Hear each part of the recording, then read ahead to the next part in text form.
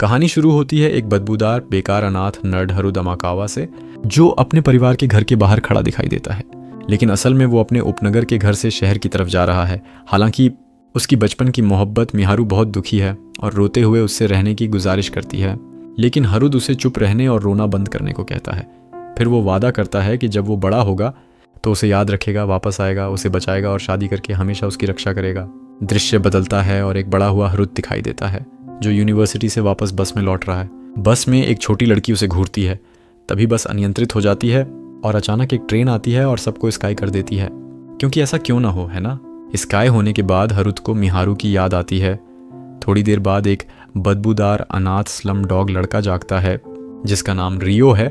रियो पसीने से तर और बदबूदार हालत में जागता है। जैसे ही वो जागता है उसे किसी और की यादें दिमाग में आती हैं, लेकिन ये यादें किसकी हैं वो समझ नहीं पाता। वो अपना नाम रियो तक भूल जाता है और खुद को हरुद अमाकावा कहने लगता है। फिर वो सोचता है कि आखिर ये हरुद कौन है और क्यों उसके सपने अचानक हरुद के बारे में हैं। उसे बस की याद आती है, लेकिन वो ये भी नहीं जानता कि बस क्या होती है। साथ ही उसे अपने दादाजी की याद आती है जो उसे मार्शल आर्ट्स सिखाते थे, लेकिन सब धुंधला सा लगता है।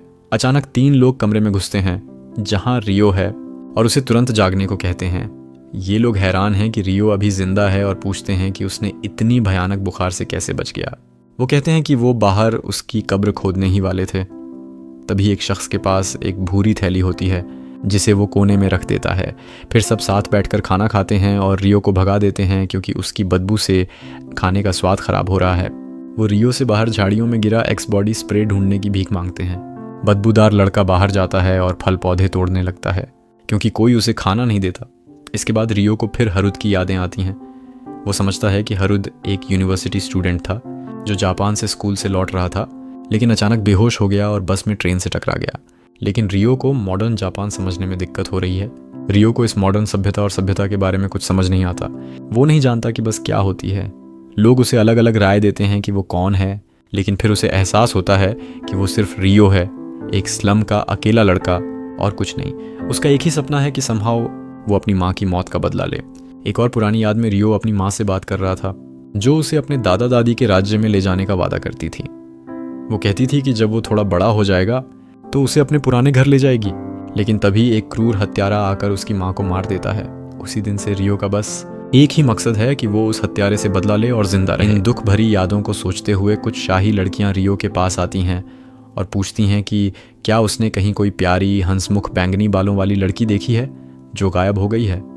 रियो कहता है कि उसने किसी को नहीं देखा। वो उसे बताती हैं कि उसकी बदबू बहुत ख़राब है और दूर रहती हैं। उनमें से एक बड़ी लड़की वनेसा बहुत रूड होती है, तो रियो भी उसे जवाब देता है। फिर एक चांदी बालों वाली लड़की सेलिया वनेसा के बर्ताव के लिए माफ़ी मांगती है और रियो से विनम्रता से पूछती है कि क्या उसने या किसी और ने उस लड़की के बारे में सुना है। लेकिन रियो कहता है कि उसे कुछ नहीं पता। सेलिया पूछती है कि स्लम कहाँ है, तो रियो कहता है कि उन्हें वहाँ नहीं जाना चाहिए क्योंकि उनके अच्छे कपड़े हैं और कुछ गड़बड़ हो सकती है। लड़कियां कपड़े बदलने की सलाह लेती हैं, फिर स्लम जाने से पहले आखिरी चेक करने निकलती हैं। तभी सेलिया एक मैजिक डिटेक्टिंग स्पेल का इस्तेमाल करती है ताकि आसपास की मैजिकल ताकतों को चेक करे और देखे कि बैंगनी बालों वाली लड़की पास है या नहीं। लेकिन वो अपनी दोस्त नहीं ढूंढ पाती। हालांकि रियो के शरीर से मैजिक की हलचल महसूस होती है। वनेसा सेलिया से पूछती है कि क्या उसने रियो के साथ कुछ किया, लेकिन सेलिया कहती है कि नहीं, ये बदबूदार स्लम लड़के में कोई मजबूत मैजिक स्पिरिट क्रॉनिकल है जो सिर्फ रियो ही देख सकता है।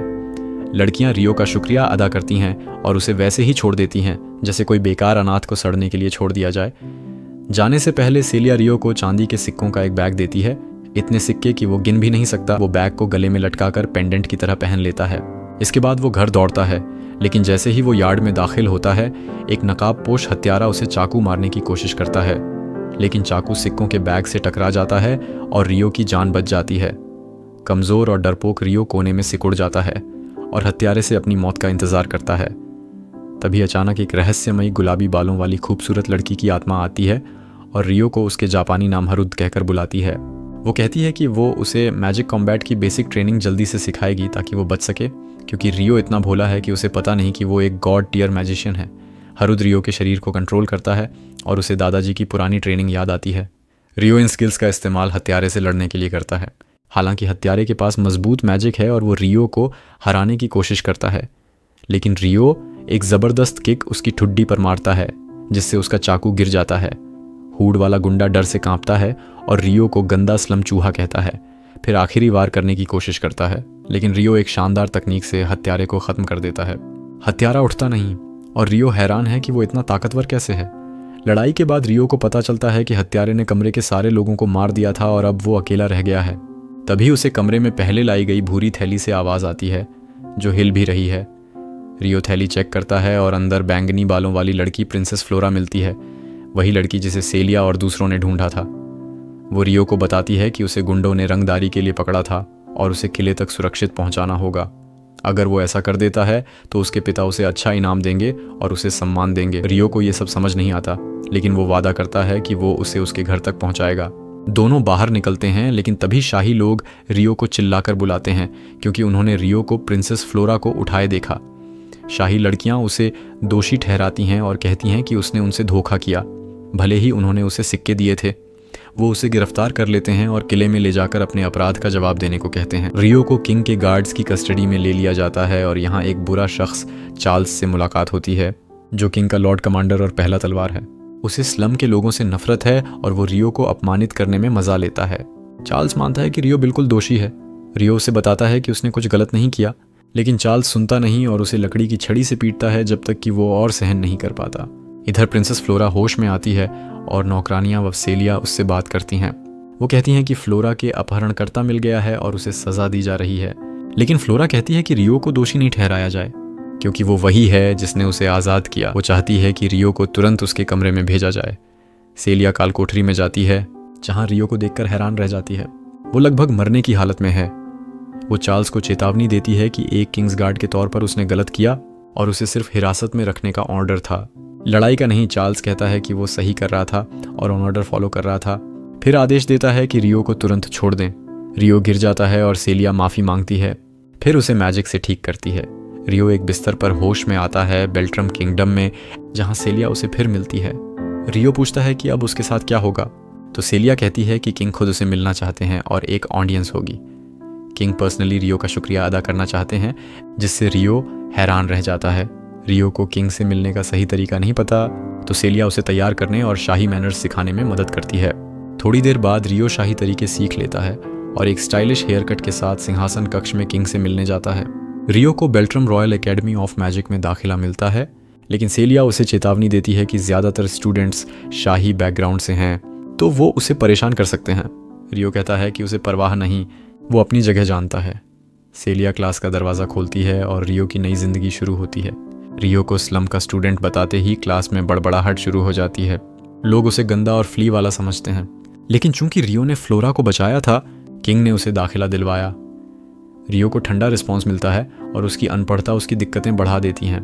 कक्षा के बाद रियो सेलिया के ऑफिस में जाता है, जहां उसे प्राइवेट ट्यूशन का वादा था। कमरा जटिल किताबों और स्क्रॉल्स से भरा है।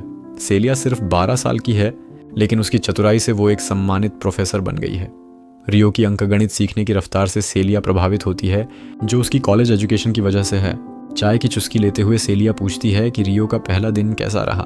रियो कहता है कि शानदार रहा, अगर भेदभाव को छोड़ दें। अगले दिन रियो मार्शल आर्ट्स क्लास में हिस्सा लेता है। टीचर रियो के मजबूत कॉम्बैट स्किल्स देखकर उसे ड्यूल के लिए बुलाता है। रियो का अजीब स्टांस देखकर साथी उसे मजाक उड़ाते हैं, लेकिन टीचर को उसकी कला पसंद आती है। रियो हरुद के केंडो एक्सपीरियंस से अच्छा प्रदर्शन करता है और उसकी बेबाकी से टीचर प्रभावित होता है। वो रियो को रॉयल नाइट्स में शामिल होने का न्योता देता है, लेकिन रियो मना कर देता है क्योंकि उसके पास और ज़रूरी काम है। बाद में सेलिया रियो को किताबों में डूबा देखती है, जो एग्ज़ाम की तैयारी कर रहा है। सेलिया कहती है कि उसे ग्रेड्स की ज़्यादा चिंता न करें, लेकिन रियो उल्टा सोचता है। कुछ दिन बाद सेलिया एग्ज़ाम लेती है। रियो के साथी सवालों में फंसते हैं, लेकिन रियो आसानी से पास हो जाता है। एग्ज़ाम हॉल से निकलते वक्त रियो थका हुआ है, लेकिन उसकी हालत और ख़राब हो जाती है जब हरुद की यादें लौटती हैं। उसे मिहारू की याद आती है और कैसे वो दोनों दूर हो गए। कुछ दिन बाद एग्ज़ाम के रिजल्ट्स आते हैं। रियो पूरे साल टॉप करता है क्रिस्टिना के साथ, जबकि उसकी बचपन की दोस्त रोन तीसरे नंबर पर होती है। एक नोबलमैन अलोन रियो पर धोखाधड़ी का आरोप लगाता है, लेकिन क्रिस्टिना और रोन रिजल्ट्स मान लेते हैं। सेलिया रियो की मेहनत की तारीफ करती है, लेकिन अलोन और उसके दोस्त मानते नहीं और चले जाते हैं। सेलिया रियो को बधाई देती है, लेकिन उसे डर है कि दूसरे स्टूडेंट्स इसका इस्तेमाल उसके खिलाफ कर सकते हैं। रियो कहता है कि उसे फ़र्क नहीं पड़ता जब तक सेलिया साथ है। सेलिया वादा करती है कि वो हर तरह से उसकी मदद करेगी। 5 साल बाद कुछ खास स्टूडेंट्स को एक प्रदर्शनी टूर्नामेंट में हिस्सा लेने को चुना जाता है, जिनमें अलोन, स्टुअर्ट और हैरानी की बात रियो भी शामिल है। अलोन को गुस्सा आता है कि एक आम इंसान को इतना बड़ा मौका मिला, लेकिन टीचर सख्ती से कहता है कि फैसला हो चुका है। सेलिया रियो को बधाई देती है और कहती है कि अगर कोई स्काउट उसे पसंद करता है तो वो रॉयल नाइट्स में जा सकता है, लेकिन रियो कहता है कि उसे नाइट्स में जाने का इरादा नहीं है। सेलिया चाय पीते हुए पूछती है कि ग्रेजुएशन के बाद रियो क्या करेगा। वो कहता है कि वो एक छोटी सी यात्रा पर जाएगा। सेलिया को दुख होता है कि वो देश छोड़ना चाहता है और उसे अपने लैब में रहने का ऑफर देती है। रियो ने सेलिया की ज़िंदगी को चाय बनाकर बेहतर किया है। रियो कहता है कि जल्दी ही शादी की बातें शुरू होंगी, तो एक आम लड़के का लैब में रहना ठीक नहीं होगा। वो बताता है कि वो यागुमो जाना चाहता है, अपनी माँ का घर। रियो को माँ की याद आती है और वो थोड़ा खो जाता है, जिससे सेलिया चिंतित हो जाती है। कुछ हफ्ते बाद रॉयल प्रदर्शनी टूर्नामेंट शुरू होता है, जिसकी देखरेख अल्फ्रेड करता है। पहला मुकाबला रियो और अलोन का होता है। अलोन रियो को शर्मिंदा न करने की हिदायत देता है, लेकिन रियो वादा करता है कि वो उसे निराश नहीं करेगा। रियो को हैरानी होती है कि उसका विरोधी चार्ल्स है, वही जो उसे पहले पीटा था। चार्ल्स सोच भी नहीं सकता कि वो बदबूदार चूहा अब उसका मुकाबला करेगा। रियो मजाक में कहता है कि चार्ल्स का उसे अच्छा इलाज करने का कर्ज है। मुकाबला शुरू होता है और शुरू में दोनों बराबर दिखते हैं, लेकिन चार्ल्स गुस्से और 6 रेड बुल की बोतलों से भरा होता है, क्योंकि 5 साल पहले रियो को परेशान करने की वजह से उसे डिमोशन मिला था। वो रियो से बदला लेना चाहता है। अचानक रियो डिफेंसिव हो जाता है, जिससे सेलिया चिंतित हो जाती है, लेकिन ये सब टीचर की प्लानिंग का हिस्सा है। जैसे ही चार्ल्स बड़ा कदम उठाता है, रियो मौका देखकर उसे हरा देता है और उसका हथियार छीन लेता है। अल्फ्रेड रियो को विजेता घोषित करता है और अगले हफ्ते उसे अंडरटेकर से लड़ना होगा। चार्ल्स हार मान लेता है, जबकि रियो के साथी तालियां बजाते हैं। चार्ल्स अपनी हार का गम शराब में डुबोता है। रियोस, एक प्रॉक्सिया साम्राज्य का राजदूत, चार्ल्स को हिम्मत देता है और कहता है कि रियो के मूव्स शानदार थे। चार्ल्स बताता है कि 5 साल पहले फ्लोरा के अपहरण में रियो पर शक था, जिसे सुनकर रियोस को वो वक्त याद आता है। अगले दिन सेलिया स्कूल गेट पर रियो का इंतजार करती है ताकि उसकी जीत मनाई जा सके, लेकिन वो रियो को स्कूल के पीछे जाता देखती है और पीछे चलती है। वहाँ वो एक लड़की को रियो से प्यार का इजहार करते देखती है, जिससे सेलिया परेशान हो जाती है। वो दिमाग भटकाने की कोशिश करती है और रियो के खाली ग्रेजुएशन प्लान्स सोचती है। बाद में सेलिया एक लेक्चर लेती है मैजिक कंट्रोल पर, जिसमें लाइटनिंग मैजिक सिखाया जाता है। अलोन कहता है कि ये लेक्चर उनके लेवल से नीचे है और ताना मारता है कि सिर्फ रियो को फायदा होगा। सेलिया अलोन और स्टुअर्ट से लाइटनिंग स्पेल दिखाने को कहती है। वो उनके कमजोर स्पेल देखकर खुद असली लाइटनिंग कंट्रोल दिखाती है। वो पर्दे बंद करती है और कई लाइटनिंग स्पेल एक साथ डालती है, जो कमरे में नाचते हैं और हल्के विस्फोट के साथ खत्म होते हैं। रियो मैजिक फॉर्मूला नहीं इस्तेमाल कर सकता, लेकिन अपनी माना पावर से वो देखे गए स्पेल्स को दोहरा सकता है। लेक्चर खत्म होने के बाद स्टुअर्ट सेलिया की तारीफ करता है, लेकिन रियो पर ताने मारता है कि उसने आधी लड़कियों को प्रभावित किया। क्लास आउटडोर प्रैक्टिकम एग्जाम में हिस्सा लेती है, जिसमें अलोन कमांडर होता है। उन्हें जंगल पार करके सूरज डूबने से पहले गोल तक पहुंचना है। अलोन के पिता के कनेक्शंस की वजह से उसके पास एक सीक्रेट रास्ता है जो जीत की गारंटी देता है। रोन को ये धोखा जैसा लगता है, लेकिन क्रिस्टिना उसे ऐसा करने देती है। स्टुअर्ट रियो के लिए कुछ खास प्लान करता है और उसे सामान ढोने वाला बनाता है। फ्लोरा सामान लेने की पेशकश करती है, लेकिन रियो मना कर देता है। जंगल में चलते वक्त उन्हें गॉब्लिन्स की टोली मिलती है। अलोन एक समझदार कमांडर साबित होता है और आगे की टीम को मजबूत करने का आदेश देता है। सब मिलकर कमज़ोर गॉब्लिन्स को हरा देते हैं। अलोन रियो को ध्यान भटकते देखकर उसे टोकता है। पेड़ों के पीछे छिपा रियोस रियो की तीखी नज़र से प्रभावित होता है और उसकी स्किल्स टेस्ट करना चाहता है। अलोन और टीम उसके पिता के नक्शे पर चलते हैं, लेकिन डेड एंड पर पहुंच जाते हैं। वापस जाना मुश्किल है, तो क्रिस्टिना अलोन से अगला प्लान पूछती है। तभी 3 ऑर्क्स हमला करते हैं और भाले फेंकते हैं। स्टुअर्ट पैर में घायल हो जाता है और घबराहट में फ्लोरा से टकरा जाता है, जिससे वो चट्टान से नीचे गिर जाती है। रियो बिना सोचे समझे कूदकर उसे बचाता है, लेकिन खुद नीचे गिर जाता है। अलोन आखिरकार मजबूत डिफेंस बनाता है और ऑर्क्स को हरा देता है। रियो सुरक्षित रहता है। कुछ देर बाद अलोन जांच करता है, लेकिन स्टुअर्ट फ्लोरा को धक्का देने से मना करता है और रियो पर इल्ज़ाम लगाता है।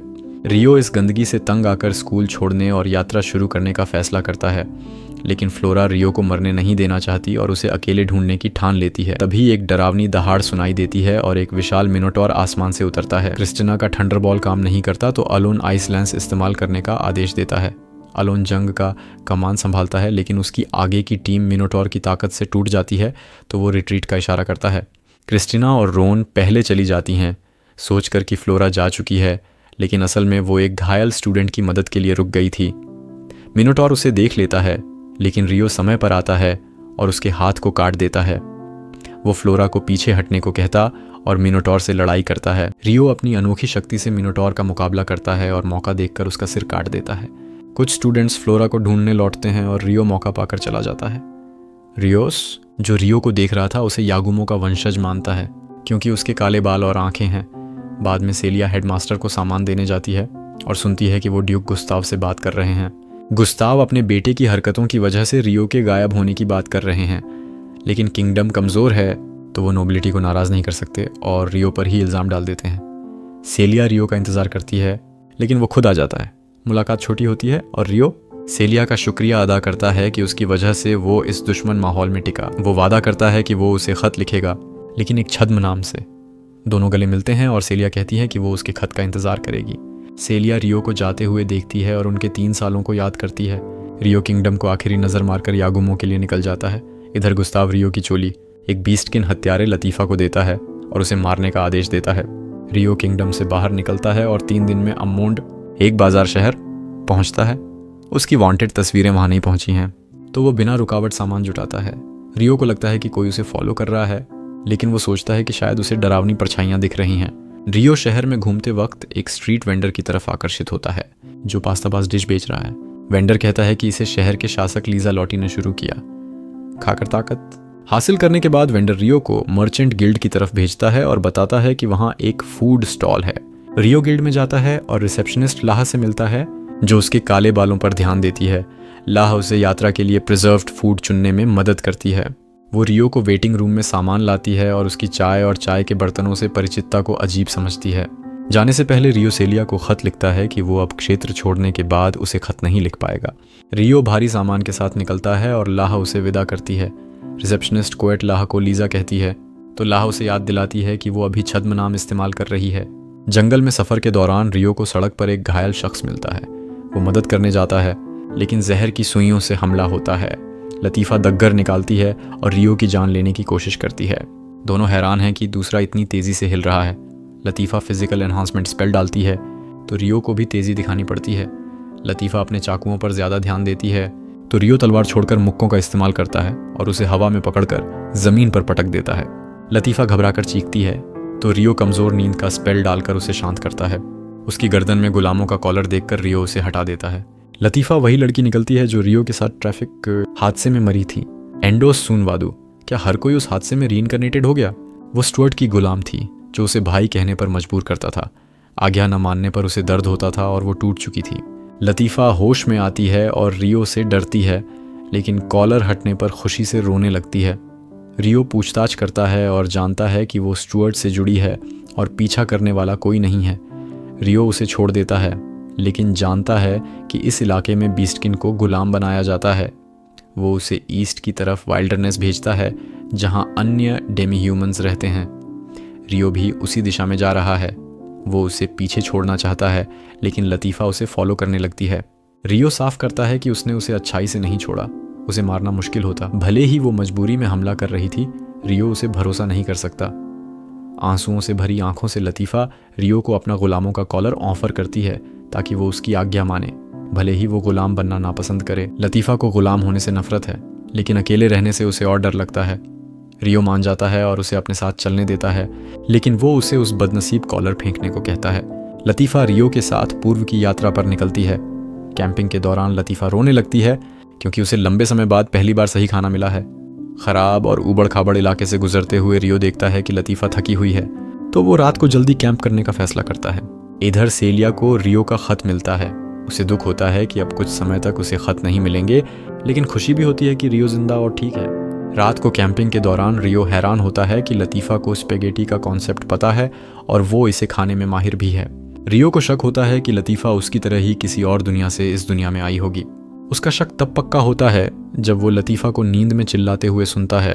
वो रोते हुए टोक्यो वापस जाने की बात करती है।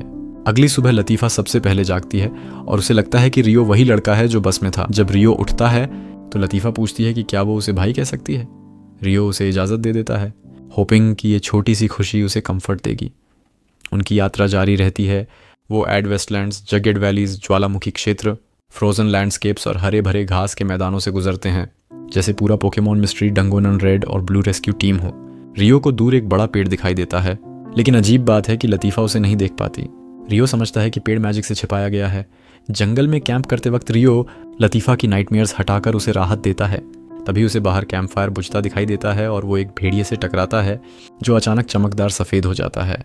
रियो की नज़र चली जाती है और 4 डेमी ह्यूमन लड़कियां उसे घेर लेती हैं। उजुमा, हार्पी, सारा, वुल्फमैन, आल्मा, ड्वार्फ और ओरिया हाई एल्फ। रियो उनसे बात करने की कोशिश करता है, लेकिन ये लड़कियां इंसानों पर भरोसा नहीं करती। सारा उन्हें मनाती है कि कम से कम रियो की बात तो सुन ले। रियो अपनी हालत समझाने लगता है, लेकिन ओरिया और आल्मा उसकी टेंट में सोती हुई लतीफ़ा को देख लेती हैं, जो स्लीपिंग स्पेल की वजह से गहरी नींद में है। उजुमा को यकीन हो जाता है कि रियो ने उनकी किसी को किडनैप किया है और वो उस पर हमला कर देती है। रियो समझाने की कोशिश करता है कि ये सब गलतफहमी है, लेकिन अचानक वो स्पिरिट आर्ट का इस्तेमाल करता दिखाई देता है। आल्मा एक अर्थ स्पेल से उसकी हलचल रोक देती है, जिससे उजुमा उसे बेहोश कर देती है। रियो एक सपने जैसे हालत में पहुंचता है, जहां वो उस रहस्यमयी औरत से मिलता है जिसने उसे मैजिक पावर इस्तेमाल करना सिखाया था। उनका वक्त कम होता है, लेकिन वो उम्मीद करती है कि रियो को मीठे सपने आएं। जब रियो होश में आता है तो वो जंजीरों में जकड़ा होता है। लतीफ़ा कमरे में दौड़कर आती है और खुश होती है कि वो जाग गया। वो गुस्से से चारों लड़कियों को देखती है और पूछती है कि क्या इन्होंने रियो को चोट पहुंचाई। तभी गांव का एक मुखिया उर्सुला कमरे में आता है और रियो से माफ़ी मांगता है कि उसे तकलीफ हुई। उजुमा और बाकी लड़कियां भी घुटने टेक कर माफ़ी मांगती हैं। उर्सुला रियो को भरोसा दिलाता है कि उजुमा और बाकी लड़कियों को सज़ा मिलेगी। ओरिया रियो को जंजीरों से आज़ाद करती है और उर्सुला बताता है कि अगली सुबह बाकी बुजुर्ग भी औपचारिक माफ़ी मांगेंगे। अभी के लिए वो उसे सिर्फ ये कमरा ही दे सकते हैं। अगली सुबह उर्सुला रियो को बुजुर्गों के हॉल की तरफ ले जाता है। रास्ते में रियो को फिर से वो बड़ा पेड़ दिखाई देता है। उर्सुला बताता है कि ये वर्ल्ड ट्री है, जहाँ एक ताकतवर स्पिरिट द्रास रहती है। सामान्य तौर पर सिर्फ तेज स्पिरिचुअल सेंस वाले इसे देख सकते हैं। तो उर्सुला हैरान है कि रियो इसे देख पा रहा है। रियो 2 और बुजुर्गों से मिलता है, सोरा, एल्फ और डोमिनिक, ड्वार्फ। वो माफ़ी मांगते हैं और रियो का शुक्रिया अदा करते हैं कि उसने उनकी एक कली को आज़ाद किया। वो रियो को कोई भी ख्वाहिश पूरी करने का ऑफ़र देते हैं, लेकिन रियो सिर्फ इतना कहता है कि वो लतीफ़ा को अपने साथ रखें। चूँकि लतीफ़ा अब रियो से चिपकी हुई है, वो पूछता है कि क्या वो कुछ दिन गाँव में रह सकता है। बुजुर्ग एक स्वर में मान जाते हैं। डोमिनिक तो उसे गाँव की किसी लड़की से शादी करने का न्योता तक दे देता है। आखिर में रियो कहता है कि उसे स्पिरिचुअल आर्ट्स और डेली लाइफ के लिए यूज़फुल टेक्निक्स सिखाए जाएं। अचानक गांव का गार्जियन देवता और वर्ल्ड ट्री की स्पिरिट द्रास अपनी शान में प्रकट होती है। द्रास रियो को गौर से देखती है और उसे पता चलता है कि उसके अंदर एक सोई हुई स्पिरिट है जो इंसानों को मैजिक इस्तेमाल करने से रोकती है। रियो को ये सब पता है। द्रास उसके शरीर में गहराई से देखती है और हैरान होती है कि स्पिरिट इंसान की शक्ल का है। वो बताती है कि ह्यूमन शेप्ड स्पिरिट्स को 1000 साल पहले डिवाइन वॉर में ख़त्म कर दिया गया था। ये स्पिरिट्स द्रास जैसे सेकंड क्लास होते हैं। ये खुलासा बुजुर्गों को रियो के साथ बर्ताव बदलने पर मजबूर करता है, क्योंकि अब उसकी हैसियत एक संत या सम्मानित शख्स जैसी हो गई है। इसके बाद ओरिया रियो को उसके नए घर ले जाती है, जहां लतीफ़ा और बाकी लड़कियां पहले से इंतजार कर रही होती हैं। रियो को हैरानी होती है कि गांव में चावल जैसा खाना मिलता है जो यागुमो क्षेत्र से आता है। बाद में उसे पता चलता है कि ओरिया और बाकी लड़कियां अब उसके साथ रहेंगी। उर्सुला आता है और बताता है कि ये लतीफ़ा के लिए बेहतर है ताकि वो रियो के अलावा दूसरों से रिश्ते बना सके। रियो मान जाता है। दिन और हफ्ते आंख में चौली में बीत जाते हैं। रियो अपने नए साथियों के साथ वक्त बिताता है, स्पिरिचुअल आर्ट्स स्टडी करता है और कंट्री साइड वाली चीज़ें करता है। एक grand spirit festival world tree के सम्मान में होता है, जिसमें रियो हिस्सा लेता है। इधर रुस एक अनजाने एडवेंचर पर निकलता है और एक गुफा से एक रहस्यमयी अंडा लाता है, जो वो कहता है कि उसकी सेलेस्टियल लायन ब्रिगेड की ताकत बढ़ाएगा।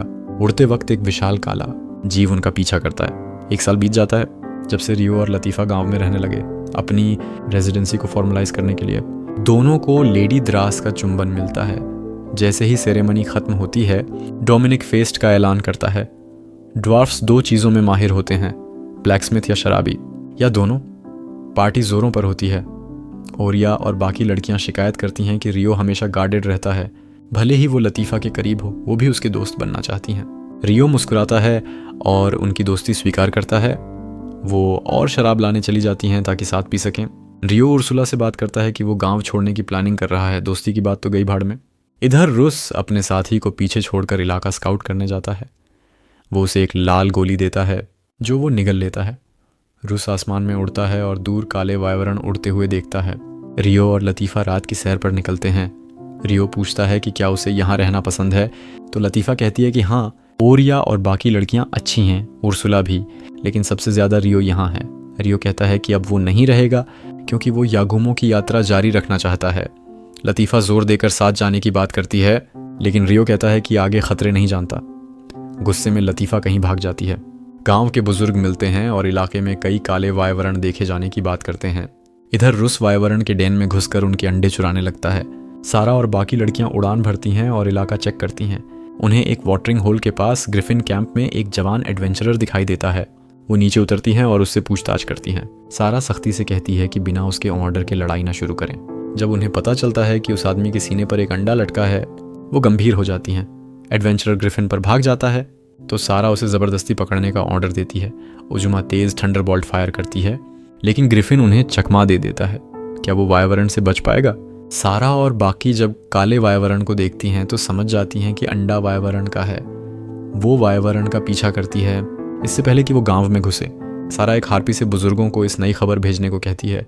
रुस ड्रैगन अंडे चुराने का काम खत्म करता है और एडवेंचरर की भूमिका निभाता है। वो एक छोटा लाल रत्न कुचल देता है जिससे एडवेंचरर तुरंत मर जाता है। अंडे के साथ वो नीचे गिरता है। सारा आल्मा से वायवरण का पीछा करने को कहती है और उसे अपनी वुल्फ पिट एनिमल देती है। ज़मीन पर लतीफ़ा सोचती है कि रियो सच में जा रहा है।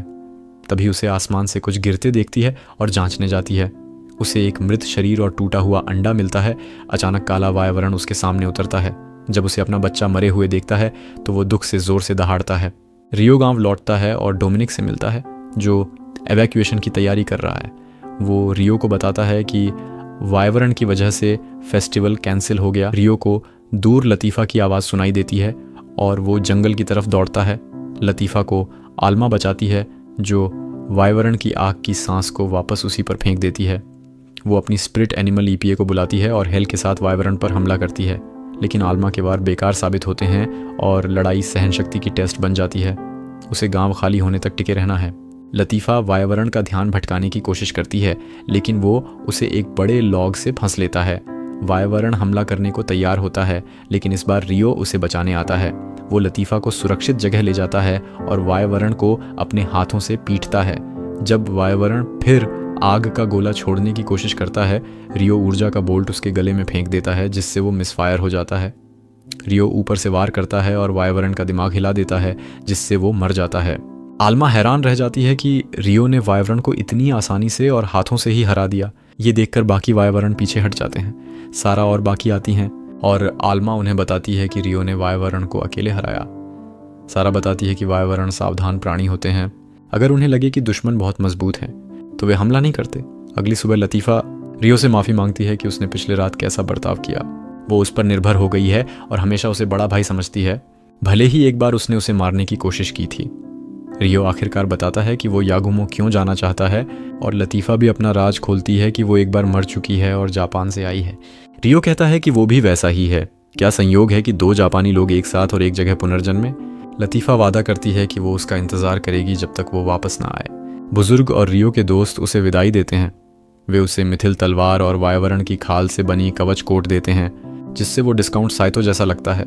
इसके अलावा सामान के थैले और स्पेस टाइम कैश भी देते हैं क्योंकि आइस स्काई स्टोरी बिना डायमेंशनल स्टोरेज के अधूरी है। रियो वादा करता है कि अगर गांव को कभी खतरा हो वो वापस आएगा। वो लतीफ़ा अपनी छोटी बहन को आखिरी बार अलविदा कहता है और उड़ जाता है। 2 हफ्ते बीत गए जब से रियो यागुमो क्षेत्र में पहुंचा जो जापान जैसा दिखता है, लेकिन उसे अपने माता पिता के बारे में कोई सुराग नहीं मिला। वो 2 लड़कियों रूरी और सेल से मिलता है और उनसे अपने नेता के पास ले जाने को कहता है। वे रियो को गांव के बुजुर्ग युवा के पास ले जाती हैं जो उससे बात करने के लिए तैयार होती हैं। रियो बताता है कि उसके माता पिता 15 साल पहले यहाँ रहते थे। जब वो अपने माता पिता के नाम जेन और आई बताता है, युवा रूरी और सेल को बाहर भेज देती है। रियो अपनी माँ के साथ इतिहास और यागुमो तक के सफ़र के बारे में बताता है जो युवा के लिए सब कुछ पक्का करता है। वो खुलासा करती है कि वो जेन की माँ है, यानी रियो की दादी। रियो चाहता है कि अपने माता पिता का सही दाह संस्कार हो, लेकिन युवा बताती है कि उनके लिए कब्रें पहले से हैं। वो उसे उनकी कब्रों पर ले जाती है जो उन्होंने उनके गांव छोड़ने के बाद बनाई थीं। वो उसे अपने साथ रहने का ऑफ़र देती है और रूरी, उसकी चचेरी बहन, भी साथ होगी। रियो मान जाता है और थोड़ी देर कब्रों के पास रुकता है। अगली सुबह रियो जल्दी उठता है। रूरी भूल जाती है कि घर में एक लड़का है और गंदे हालत में बाहर आती है। रियो उन्हें नाश्ता बनाने में मदद करता है और अपनी स्पिरिचुअल आर्ट्स दिखाकर मिसो सूप में गर्म पानी मिलाता है। सेल और उसका बड़ा भाई शिन नाश्ते के लिए आते हैं। शिन शुरू में रियो को शक की नज़र से देखता है, लेकिन पुरुष आसान होते हैं और जब उसे रियो का खाना अच्छा लगता है वो दोस्ताना हो जाता है। नाश्ते के बाद युबा शिन से रियो को डीओए के पास ले जाने को कहती है क्योंकि वो चाहती है कि वो शिकारी बने।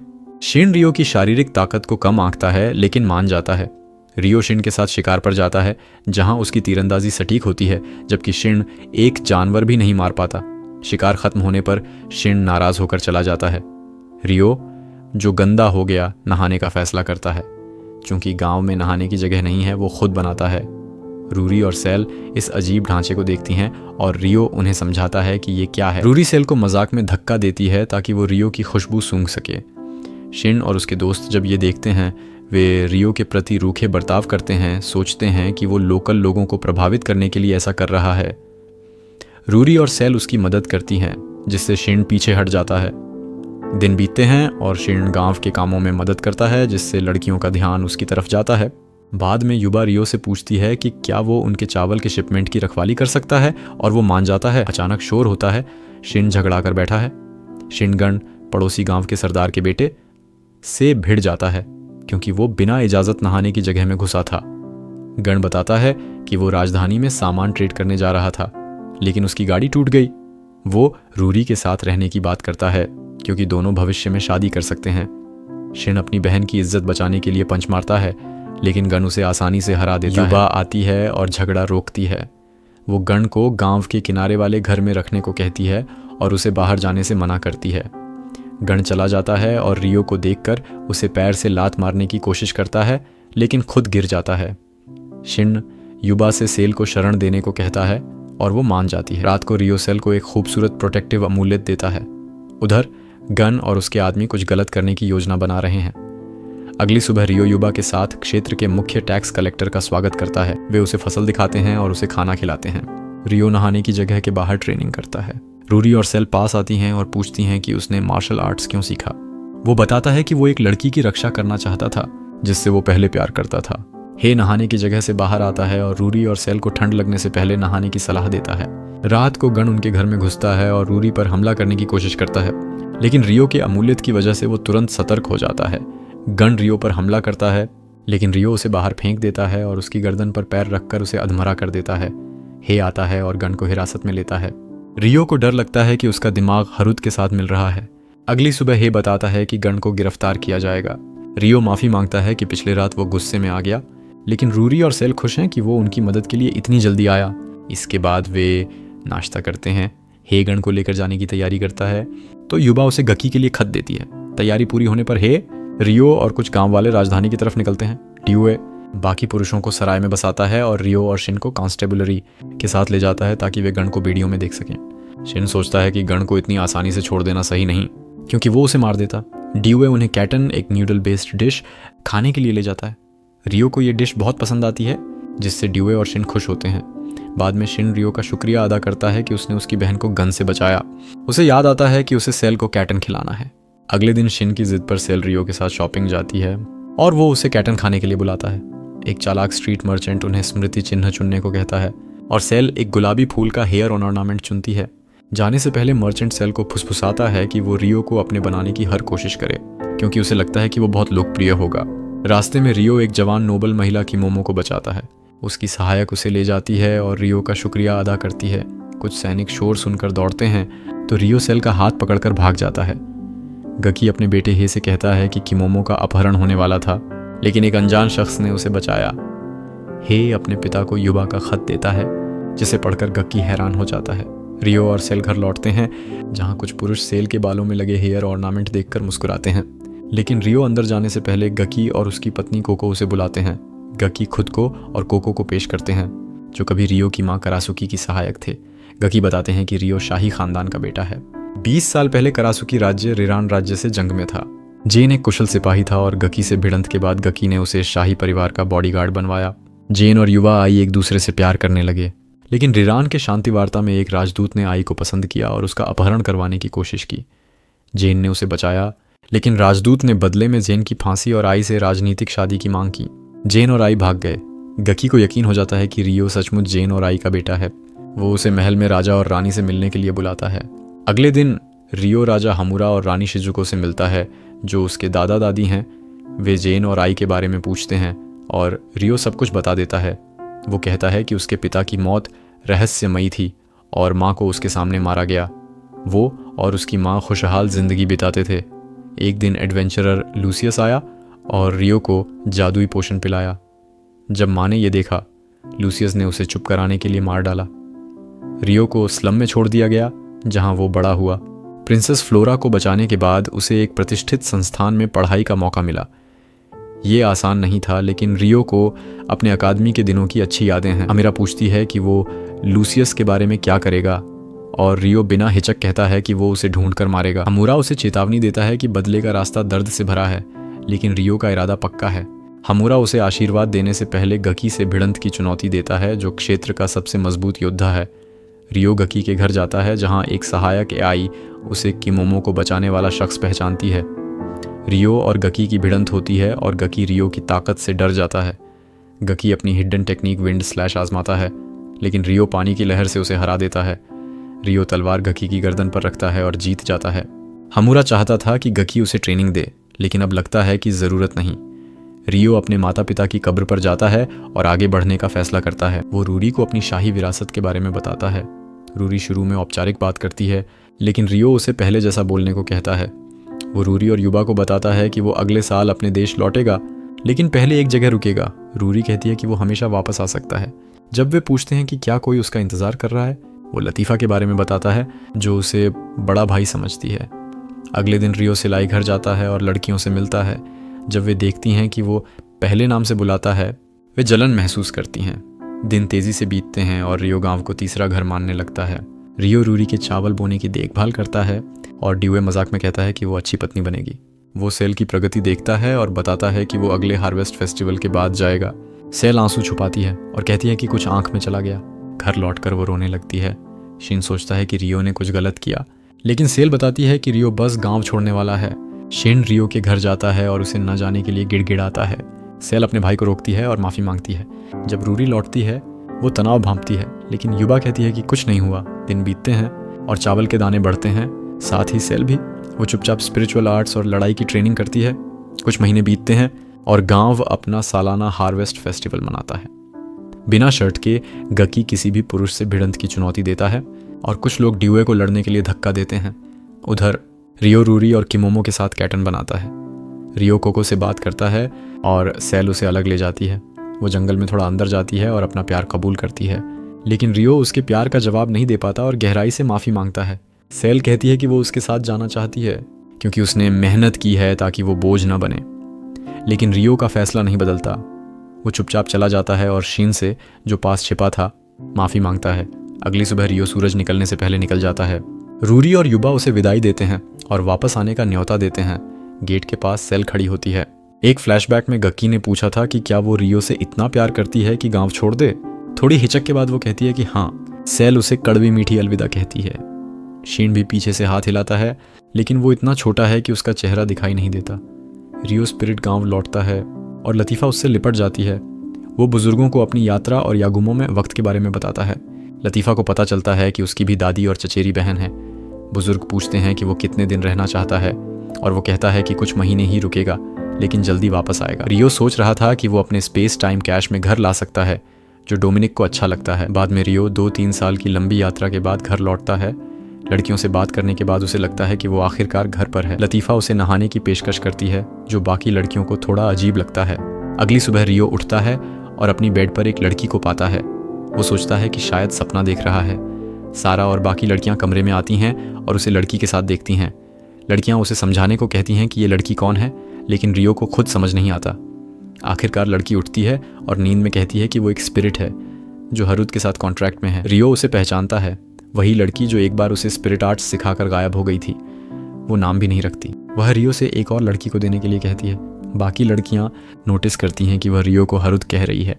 लड़की रियो से टेलीपैथी से बात करती है और वादा करती है कि वह दूसरी लड़कियों को नहीं बताएगी कि रियो असल में क्या है, लेकिन वह उस नाम को चाहती है। रियो उसे थोड़ा इंतज़ार करने को कहता है। सारा सुझाव देती है कि रियो इस लड़की को एल्डर्स के पास ले जाए जो इस स्थिति को बेहतर समझ सकते हैं। लड़की खड़ी होती है और स्पिरिचुअल आर्ट्स का इस्तेमाल करके खुद को तैयार करती है। अपनी पूरी शान में उसे देखकर रियो को एशिया की याद आती है, क्योंकि वह उनकी पुरानी भाषा में स्प्रिंग वसंत का मतलब रखती है। वे एशिया को एल्डर्स के पास ले जाते हैं जो एक मीटिंग बुलाते हैं। दासस वहां आती है क्योंकि उसे एहसास हुआ कि उसके आसपास एक नई स्पिरिट जन्मी है, लेकिन एशिया को कुछ याद नहीं, जो हाई स्पिरिट्स के लिए अजीब है। दासस एशिया से पूछती है कि वह कौन सी स्पिरिचुअल आर्ट में माहिर है और एशिया बेझिझक कहती है कि सब कुछ। वे बाहर जाते हैं जहां रियो और एशिया की लड़ाई होती है ताकि रियो उसकी ताकत को समझ सके। रियो एक पत्थर हवा में उछालता है और जैसे ही वह ज़मीन पर गिरता है उनकी लड़ाई शुरू होती है। पहले वे अपने मुक्कों से हाय कहते हैं। रियो नज़दीकी जंग में जाता है, लेकिन हैरानी से देखता है कि एशिया ने उसके सारे मूव्स और अटैक पैटर्न्स सीख लिए हैं। वह पीछे हटता है और स्पिरिचुअल एनर्जी से खुद को ढक लेता है, जो एशिया भी कर सकती है। वे आइस शार्ड्स, फायरबॉल्स और तूफानी टॉर्नेडोज से ज़ोरदार जादुई वार करते हैं। जब उनकी लड़ाई से ज़्यादा नुकसान होने लगता है, दासस लड़ाई को जल्दी ख़त्म कर देती है। एशिया अवतार नहीं है, लेकिन वह वाकई ताकतवर है। दासस फैसला करती है कि वह एशिया को अपने साथ रखेगी और उसे स्पिरिट से जुड़ी बातें सिखाएगी। इसी तरह एल्डर्स उसे अपनी कम्युनिटी में स्वीकार करते हैं। एशिया गांव में शामिल होती है जैसे वह शुरू से ही यहाँ थी। वह दासस से सबक लेती है और अलग अलग कामों में मदद करती है। कुछ हफ्तों बाद डोमिनिक रियो को दिखाता है कि उसने उसके लिए एक खास घर बनाया है जो रियो अपनी स्पेस टाइम कैश में रख सकता है। अब घर पूरा हो गया है तो रियो एल्डर्स को सम्मान देने की सोचता है फिर से चला जाए। सारा रियो को अलग ले जाती है और कहती है कि हालांकि वह और दूसरी लड़कियां मानसिक रूप से ठीक हैं कि वह जा रहा है, लेकिन वह लतीफ़ा के साथ थोड़ा और समय बिताए। उस शाम रियो सोचता है कि उसने अपनी स्पिरिचुअल ट्रेनिंग में ज़्यादा समय लगाया और लतीफ़ा के साथ कम समय बिताया। लतीफ़ा खुद ही कदम उठाती है और नहाने के लिए जाती है। ठान लिया कि रियो की पीठ धोएगी। वहाँ वह बताती है कि उसका असली नाम एंडो है और रियो कहता है कि उसका असली नाम हरुद है। थोड़ी बातचीत के बाद दोनों को एहसास होता है कि वे उसी हादसे में थे जिसने उन्हें इस दुनिया में लाया। ये सोचकर हैरान होने वाली बात है कि प्रकृति ऐसे काम करती है। रियो माफ़ी मांगता है कि वह उसका अच्छा भाई नहीं बन पाया और वादा करता है कि वह जल्दी वापस आएगा। अगली सुबह रियो फिर से स्पिरिट गांव छोड़ने की तैयारी करता है। उर्सुला उसे एक स्पिरिट टेलीपोर्टेशन क्रिस्टल देती है जो एक तरफ का टेलीपोर्टेशन डिवाइस है और उसे गांव वापस ला सकता है। सोरा उसे एक खास ईयर रिंग देती है जो उसके बालों का रंग बदल देता है ताकि वह स्ट्रॉ रीजन में छिप सके। वह सभी से लतीफ़ा का ख्याल रखने को कहता है और लतीफ़ा उसे विदाई देती है। रियो और एशिया स्ट्रॉ रीजन की ओर उड़ते हैं बेकरार सेलिया से मिलने के लिए। सेलिया एक आंगन में खड़ी होती है अपने आखिरी खत को पकड़े हुए जो रियो ने भेजा था। चार्ल्स, जो अब उसका फियांसे है, उसके साथ फ्लर्ट करता है। फिर एक अटेंडेंट उसे बुला लेता है। सेलिया फिर से खत की ओर देखती है और सोचती है कि रियो कहाँ है। रियो बेलेट्रम किंगडम की राजधानी वापस आता है। उसे नोटिस होता है कि वहाँ आम दिनों से ज़्यादा लोग हैं। वह अपने बालों को छिपाता है और एक बेकर से पूछता है कि इतना हंगामा क्यों है। बेकर बताती है कि जल्द ही एक नोबल की शादी होने वाली है जो आर्बर हाउस से है। बाद में रियो और एशिया अपने पुराने कॉलेज में घुसते हैं ताकि वह सेलिया से मिल सके, लेकिन हैरानी से उसका लैब पूरी तरह खाली है। शायद वह छोड़ चुकी है या मैरीकॉन्ट को बहुत सीरियसली ले लिया। रियो स्पिरिचुअल आर्ट्स का इस्तेमाल करके एक प्रोफेसर से सच निकालता है और उसे डरावना सच पता चलता है कि सेलिया रॉयल पैलेस में है क्योंकि उसकी शादी उसके पुराने दुश्मन चार्ल्स से होनी है। रियो को पता चलता है कि उसकी गैरहाजिरी में बेलेट्रम किंगडम को प्रॉक्सिया किंगडम से करारी हार मिली। ह्यूजेनॉट हाउस को हार का जिम्मा लेना पड़ा और उन्हें राजधानी से भागना पड़ा। ऐसे में आर्बर हाउस ने अपनी पोजीशन मजबूत की और सेलिया की शादी चार्ल्स से तय की, जो एक सुविधा की शादी है। प्रोफेसर को नहीं पता कि क्लेयर हाउस इससे पूरी तरह सहमत है या नहीं। शादी अगले दिन होने वाली है तो रियो खुद सेलिया से पूछना चाहता है कि वह शादी के बारे में क्या सोचती है। एशिया, जो सेलिया को जानती है, वॉलंटियरिंग करती है कि वह पैलेस में उसकी तलाश करेगी, भले ही वहाँ टाइटन डिफेंस हो। सेलिया अपने पिता रोलैंड और फियांसे चार्ल्स के साथ डिनर करती है। चार्ल्स रोलैंड को भरोसा दिलाता है कि उनकी हाउस की शादी से बेलम किंगडम के दुश्मनों को दिखेगा कि वे अभी भी मजबूत हैं। चार्ल्स रोलैंड और कुछ अन्य हाउस के ह्यूजेनॉट फैमिली से संपर्क की अफवाहों की बात करता है, लेकिन रोलैंड इन आरोपों को नकारता है। फिर भी शादी रोलैंड की वफादारी को मजबूत करेगी और चार्ल्स उसे आर्बर हाउस का डायरेक्टर बनाना चाहता है। रोलैंड दांत पीसता है। उसे यह शादी ज़रूरी होने से नफरत है, लेकिन वह राजनीति में माहिर नहीं है। वह और सेलिया बस मुस्कुरा सकते हैं और वैसा ही करना होगा जैसा रोलैंड कहे। बाद में एशिया सेलिया की लोकेशन ढूंढ लेती है और रियो को उसकी पोजीशन बता देती है। अपनी स्टडी टेबल के पास बैठी सेलिया सोचती है कि रियो का खत जला दे। वह उम्मीद करती थी कि शादी से पहले उसे आखिरी बार देख ले, और जैसा मांगा वैसा मिला। रियो उसके बेडरूम में आता है और 4 साल 9 एपिसोड बाद वे फिर से मिलते हैं। सेलिया उसे बहुत मिस किया और रियो को भी वही फीलिंग है।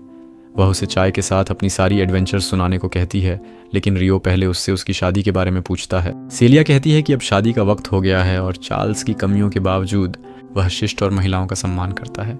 रियो को यह पसंद नहीं आता और वह पूछता है कि क्या वह उसे भगा लेगा, लेकिन सेलिया कहती है कि वह मजाक कर रही थी और अचानक रियो से चला जाने को कहती है। उसे शादी में न आने को भी बोलती है। वह उसे दरवाजे से धक्का देती है और 20 सेकंड में अकेला छोड़ देती है। फिर से अकेली सेलिया दिल से रोती है, लेकिन खुश है कि उसे आखिरी बार देख लिया। रियो को सेलिया की सच्ची फीलिंग्स समझ नहीं आती, लेकिन एशिया वादा करती है कि वह इस मामले की तह तक जाएगी। अगले दिन रूस अपने पुराने दोस्त चार्ल्स से मिलने जाता है। बातचीत के दौरान रूस को एक ताकतवर स्पिरिट का एहसास होता है, लेकिन वह जल्दी गायब हो जाता है। चार्ल्स अपने आदमी से रूस को वेडिंग वेन्यू दिखाने को कहता है। इस बीच सेलिया खुद को शादी के लिए तैयार करती है, खुद से दोहराती है कि वह सिर्फ एक गुड़िया है और कुछ नहीं। चार्ल्स उसे बाहर आकर अपनी 6 और वाइफ से मिलने को कहता है। जब चार्ल्स की नज़र सेलिया पर पड़ती है, वह फिर से उससे प्रभावित हो जाता है। वह उम्मीद करता है कि वह बाकी लड़कियों के साथ अच्छी दोस्ती कर सके। पहली वाइफ टेनिस सेलिया को याद दिलाती है कि वह 7वीं वाइफ होगी और उसे अपनी जगह समझनी चाहिए। सेलिया जल्दी मान जाती है। वह परेशानी नहीं चाहती। उनका छोटा सा ड्रामा मोमेंट प्रिंसेस क्रिस्टिना के अचानक आने से टूट जाता है। क्रिस्टिना सेलिया से फिर मिलकर खुश होती है और टेनिस से बाकी वाइफ्स को वहां से जाने को कहती है। वह अपनी पूर्व प्रोफेसर के साथ प्राइवेट बात करना चाहती है। क्रिस्टिना नोटिस करती है कि सेलिया का रंग फीका है और वह बताती है कि रात को नींद नहीं आई। क्रिस्टिना को इस सिचुएशन के लिए गिल्ट है, क्योंकि रॉयल फैमिली की कमजोरी और ड्यूक ह्यूजेनॉट के फैमिली के जबरन एग्जाइलिंग की वजह से सेलिया इस हालत में है।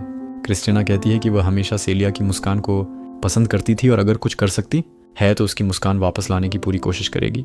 सेलिया उसे शुक्रिया अदा करती है और प्रार्थना करती है कि वह और प्रिंसेस फ्लोरा फिर से मिल सकें। चार्ल्स और अल्फ्रेड शादी की सिक्योरिटी पर बात करते हैं, लेकिन चार्ल्स अल्फ्रेड को याद दिलाता है कि शो ऑफ न करे, अब वह कमान में है, नहीं अल्फ्रेड। कुछ घंटे बाद चार्ल्स और सेलिया की शादी की रस्म शुरू होती है, शानदार परेड के साथ।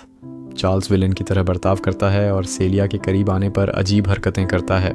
जैसे ही उनकी गाड़ी पैलेस के पास पहुंचती है, एशिया टेलीपैथी से सेलिया से बात करती है और उसे अपनी ओर देखने को कहती है।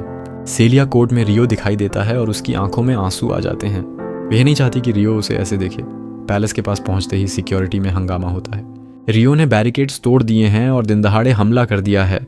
रियो डिस्गाइज में सिक्योरिटी से लड़ता है अपनी तेजी और ताकत से, लेकिन चार्ल्स को भरोसा है कि उसके एलीट सैनिक एक लुटेरे को रोक लेंगे। वे लुटेरे को नहीं रोक पाते और रियो परेड के सामने पहुंच जाता है। वह चार्ल्स को सीने में मुक्का मारता है और सेलिया को बंधक बना लेता है।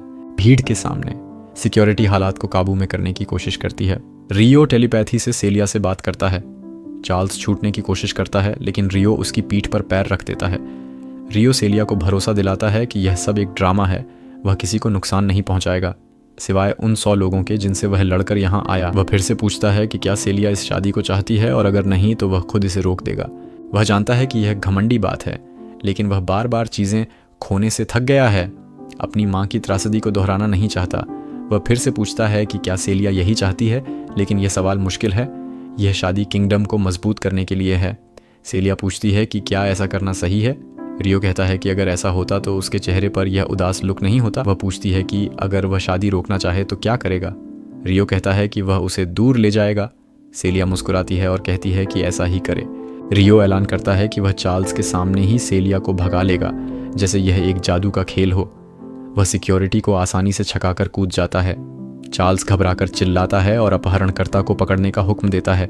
रूस को रियो के स्पिरिट आर्ट्स का एहसास होता है और उसे याद आता है कि वह वही लड़का है जिसने मिनोटॉर को हराया था। वह उसे टेस्ट करने के लिए ऊर्जा का एक बॉल फेंकता है, लेकिन रियो इसे आसानी से रोक लेता है। रूस प्रभावित होता है। रियो भागता है और हवाई यूनिट उसके पीछे पड़ जाती है। चार्ल्स इस बवाल का ठीकरा अल्फ्रेड पर फोड़ता है क्योंकि उसे अपनी गलती मानने की आदत नहीं। रियो सेलिया को सुरक्षित जगह ले जाता है, लेकिन ग्रिफिन यूनिट उसके पीछे है। वह तेजी से उड़ता है और एक गली में उतरता है जहां एशिया इंतजार कर रही है। वह उसे एशिया को सौंप देता है और जल्द मिलने का वादा करता है। रियो ग्रिफिन यूनिट का ध्यान खींचता है, जिससे उन्हें रिइंफोर्समेंट्स बुलानी पड़ती है। यह सब प्लान के मुताबिक है। रियो सड़कों पर हंगामा करता है और नज़दीकी लड़ाई में कई रॉयल गार्ड्स को हराता है, लेकिन बिना मारे। अचानक अल्फ्रेड किंग का तलवार आगे आता है और उसे चुनौती देता है। अल्फ्रेड अपनी तलवार निकालता है और आज पहली बार रियो को खतरा महसूस होता है। अल्फ्रेड की शोहरत सही है, वह किंगडम का सबसे ताकतवर है। वे बराबरी पर लड़ते हैं और अल्फ्रेड हैरान है कि कोई उससे टक्कर ले सकता है। वह नोटिस करता है कि उसका विरोधी अपनी तलवार के किनारों का इस्तेमाल नहीं कर रहा, जो उसे कम आंकने जैसा लगता है। अल्फ्रेड फैसला करता है कि एक ही वार से इसे खत्म कर दे। वह अपनी नोबल फैंटम क्लेरेंट ब्लड आर्थर का इस्तेमाल करता है और तलवार से एक जबरदस्त लेजर छोड़ता है, लेकिन धुएं के छंटने पर रियो कहीं नहीं दिखता। यकीन करने के लिए कि वह हारा या भागा नहीं, अल्फ्रेड इलाके की तलाशी का हुक्म देता है। बेलेट्रम की नोबिलिटी में हड़कंप मच जाता है। सेलिया चिंता में रियो का इंतजार करती है। आखिरकार रियो पहुंचता है। उसके कपड़े फटे हुए हैं। सेलिया दौड़ते हुए उससे लिपटने की कोशिश करती है, लेकिन गिर पड़ती है। वे दोनों अपने भविष्य को लेकर आशावादी हैं। अचानक एशिया को एक डरावना एहसास होता है। जमीन से रोशनी की किरणें निकलती हैं और वह रियो से कहती है कि कृपया उन्हें बचाए। एक घास के मैदान में 3 जापानी स्टूडेंट्स ये समझ नहीं पा रहे कि वे कहाँ हैं। तभी एक डाकू उन्हें अगवा कर लेता है और गुलामों की गाड़ी में डाल देता है। रियो उड़कर वहां पहुंचता है और जापानी आवाजें सुनकर एक गाड़ी के पास जाता है। वह डाकुओं को हराता है और उन्हें बचाता है। वे हैरान हैं कि रियो जापानी बोल रहा है। उनमें से एक मसादो रियो को बताता है कि उनका एक और साथी पकड़ा गया है। रियो आखिरी बची गाड़ी की ओर जाता है और अपनी आंखों पर भरोसा नहीं करता। वह उसकी जिंदगी की मोहब्बत में हारू है। इसी के साथ ये एनिमे खत्म होता है। अगर आपको पसंद आया तो लाइक और सब्सक्राइब करना ना भूलें और नोटिफिकेशन बेल ऑन कर लें ताकि अगला वीडियो मिस ना हो। अगली बार तक के लिए ध्यान रखें।